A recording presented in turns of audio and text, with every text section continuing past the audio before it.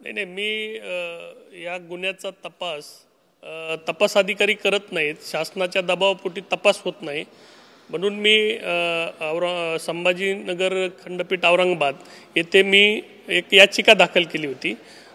प्रकरण मॉनिटर करा आणि जो तपास आहे हे कोर्टाच्या निगराणीखाली करा अशी मी मागणी केली होती। परंतु अनेक दिवस ती याचिका आमची चालू होती, ते प्रकरण निघू नये म्हणून शासनाच्या वतीने कधी वकील गैरहजर ठेवायचा, काही माहिती सादर नाही करायची, असं करून ते आता 3-3.5 वर्षे त्यांनी इथपर्यंत ढकलीत आणलं।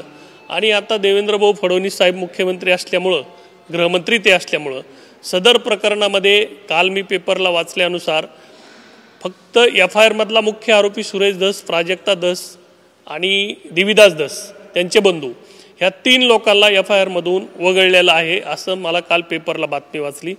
परंतु 26 तारखेला RTI मध्ये माझी एक सुनावणी झाली, SP अँटी करप्शन विभाग छत्रपती संभाजीनगर येथे, त्याच्यात मला लिहून दिले त्यांनी की हा तपास अजून चालूच आहे।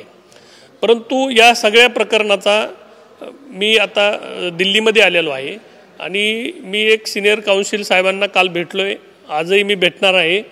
हे सगळं प्रकरण त्यांच्यावर अनेक गुन्हे दाखल आहेत, त्याचा कुठल्याच गुन्ह्याचा तपास होत नाही, पुरावा असताना सुद्धा अनेक प्रकरणात दोषारोपपत्र पाठवायचंच नाही, त्यांचं नाव वगळून पाठवायचं, असे जे प्रकार आमच्या महाराष्ट्रामध्ये होतात। तर ते सगळं घेऊन मी सुप्रीम कोर्टामध्ये एक याचिका करणार आहे की सुरेश धसला पहिले अटक करा आणि नंतर ह्या सगळ्या प्रकरणाचा तपास करा, अशी मी मागणी माननीय सुप्रीम कोर्टामध्ये करणार आहे।